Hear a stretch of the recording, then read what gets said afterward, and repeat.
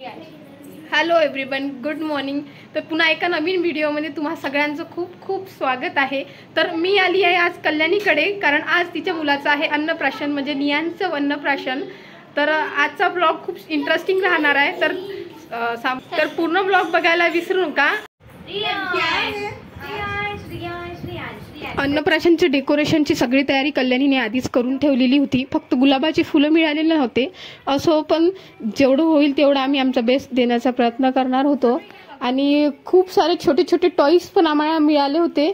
तर त्यामुळे डेकोरेशन खूप छान होणार होतं, एवढं तर नक्कीच होतं. आणि आमच्याकडे आधीच सगळं वस्तू अवेलेबल होत्या, त्यामुळे तेवढं काही टेन्शन नव्हतं. डेकोरेशन करायचं म्हटलं तर एकट्या व्यक्तीचं काम तर नसते, आणि एकटी व्यक्तीने केलं तर त्याला खूप कन्फ्युजन असते. पण आमच्या बाबतीत असं नव्हतं. आमच्याकडे खूप साऱ्या मैत्रिणी आम्ही जमलो होतो डेकोरेशनसाठी, त्यामुळे आम्हाला सगळ्यांच्या सजेशननुसार खूप छान डेकोरेशन करणार होतो. आणि आमचे चिल्लेपाल्ले पण आम्हाला खूप मदत करत होते, आणि त्यांनी डिस्टर्ब करायला नको म्हणून आम्ही इकडे कल्याणीने छान गाण्याचे अरेंजमेंट केलेलं होतं. त्यामुळे माझी अन्वी तर खूप एन्जॉय करत होती, कारण तिला तिच्या आवडीचं गाणं लागलेलं होतं.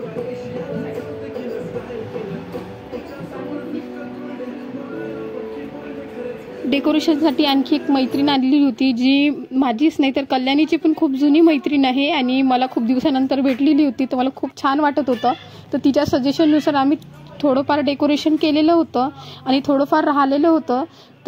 आणि कुठले डेकोरेशन म्हटलं की गरमागरम चहा तर पाहिजेच. तर त्यामुळे कल्याणीच्या मम्मीने छान सगळ्यांसाठी गरमागरम चहा बनवलेला होता. त्यानंतर आम्ही राहिलेल्या डेकोरेशनची तयारी, खूप दिवसानंतर सगळ्या मैत्रिणी मिळाल्या होत्या, त्यामुळे आम्ही खूप काही डिसाईड केलेलं होतं की छान अशी साडी वगैरे घालायची.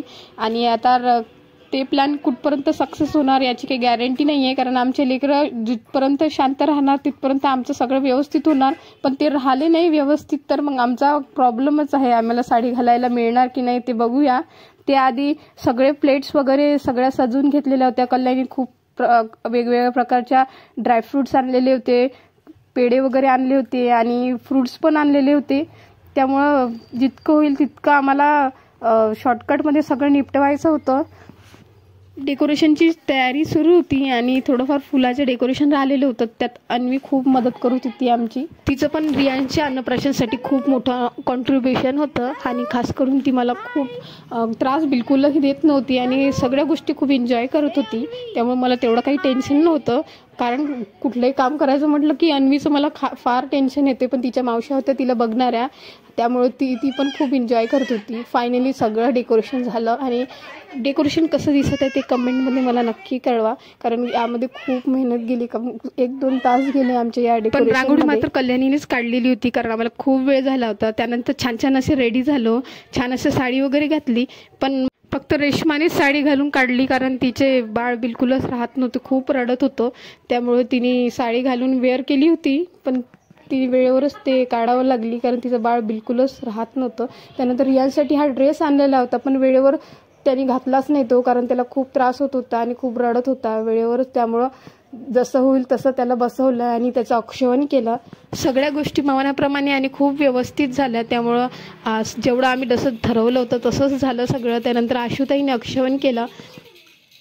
मात्र फोटो व्हिडिओज काढायचं म्हटलं तर आमचा खूप मोठा स्ट्रगल होता, कारण आमचे लेकरं काही बिलकुल व्यवस्थित राहत नव्हते. पण त्यांना छान छान असं रेडी केलं होतं आम्ही. तर आमची इच्छा होती की त्यांच्यासोबत सगळ्यांचेच फोटो आलेले पाहिजे. त्यामुळं आमची इकडे त्याचीच पण गडबड चाललेली होती की सगळ्यांचेच छान छान असे फोटो आलेच पाहिजे. आणि सगळ्या खूप छान छान आणि गोड गोड दिसत होत्या, आणि आमचे बाळ पण खूप छान छान दिसत होते. आणि स्पेशली रियांशची मम्मी खूप छान दिसत होती, आणि ती खूप खुश होती. आणि आजचा ब्लॉग थोडा छोटाच होता, कारण खूप काही मी रेकॉर्ड करू शकले नाही, कारण खूप कामं होते.